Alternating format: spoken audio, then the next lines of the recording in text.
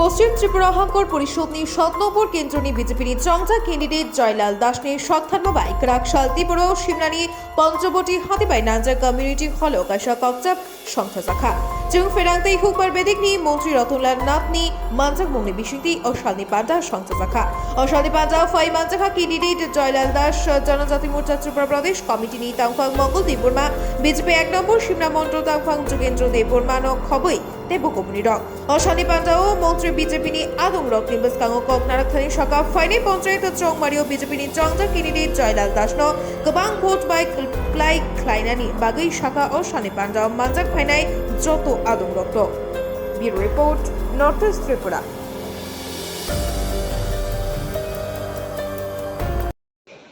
আপনারা জানেন আমি বহুদিন ধরে রাজনীতির সাথে যুক্ত। গত 6 বছরে গ্রামীণ উন্নয়ন মানুষের আরো দরকার ঠিক আছে, কিন্তু গত 6 বছরে গ্রামের মানুষের যে ডেভেলপমেন্ট হয়েছে, সিপিএম কিন্তু গ্রামীণ এলাকার এই ডেভেলপমেন্টটা সকলে ডেভেলপমেন্ট করতে পারেনি এবং এই 6 বছরে যতটুকু করেছে 25 বছরে কিন্তু করতে পারেনি। এটা শুধুমাত্র তথ্যের জন্য। আপনারা আজকে যারা এখানে এসেছেন, সিমলাতে যখন আমি আগে স্কুলে পড়তাম তখন এই দেশে আসতো কি মানুষ? না। কেন? মানুষের ক্রয় ক্ষমতা ছিল, মানুষের রোজগার কম ছিল, মানুষ গরিবের রেখার নিচে ছিল। আজকে সারা রাজ্যের সাথে সিমলাও কিন্তু ধীরে ধীরে আজকে অর্থনৈতিক সামাজিক উন্নয়ন হয়েছে। আপনারা জানেন আমরা সরকারে আসার আগে মানুষের মাথা পিছু বাৎসরিক আয় কত ছিল? 1,444 টাকা। সারা রাজ্যের মানুষের মাথা পিছু আয় ছিল 1,444 টাকা বছর। আমরা আসার পরে কি দাঁড়ালো? 1,59,419 টাকা আয় বেড়েছে মানুষের। এবার মানুষের সম্পদ কত ত্রিপুরা রাজ্যে? তাদের সময় ছিল 43,000 কোটি টাকার সম্পদ। বর্তমানে কত টাকার সম্পদ ত্রিপুরাতে? সবাই 80,000 কোটি, ডাবল হয়ে গেছে। আপনারা জানেন 6 বছরে ত্রিপুরাতে কটা ঘর এসেছে? 6 বছরে প্রধানমন্ত্রী আবাস যোজনায় শুধু গ্রামে 3,63,000 ঘর। এর মধ্যে 60 জনের মধ্যে 41 জন পঞ্চায়েতের মেম্বার, 6টা গ্রাম পঞ্চায়েতের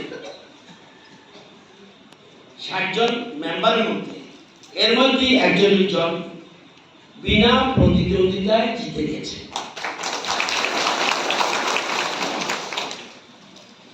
এর মধ্যে সাথে আমাদের বন্ধু দল তীব্রমতা জিতেছে 7 জন বিনা প্রতিদ্বন্দ্বিতা। 12টা আসনে বন্ধুত্বপূর্ণ লড়াই এবং 3টা পঞ্চায়েত সমিতির সদস্য আপনাদের এটাও কিন্তু বিনা প্রতিদ্বন্দ্বিতায় জয়ী হয়ে গেছে বিজেপি পার্টি। আপনাদের রইল জেলা পরিষদ একটা প্রার্থী, আর রইল যেমন সিংহা গ্রাম পঞ্চায়েত, সেখানে মোট 11টা আসন। আপনারা সিংহা গ্রাম পঞ্চায়েতে অলরেডি পঞ্চায়েত দখল করে ফেলেছেন। 11টার মধ্যে 7টা ভারতীয় জনতা পার্টি জিতে গেছে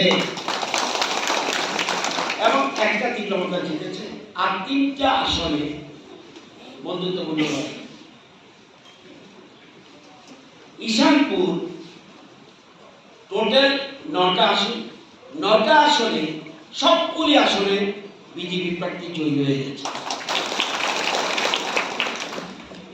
ব্রহ্মকুণ্ড 11টা আসন, বিজেপি প্রার্থী 5টা আসনে জয়ী হয়ে গেছে, 2টা কেন্দ্রাপথা এবং 4টা আসনে আরো বন্ধুত্বপূর্ণ লড়াই। কাতামারাতে 9টা আসন, এর মধ্যে 6টা বিজেপি জিতেছে, 1টা কেন্দ্রাপথা জিতেছে, 2টা আসনে বন্ধুত্বপূর্ণ লড়াই।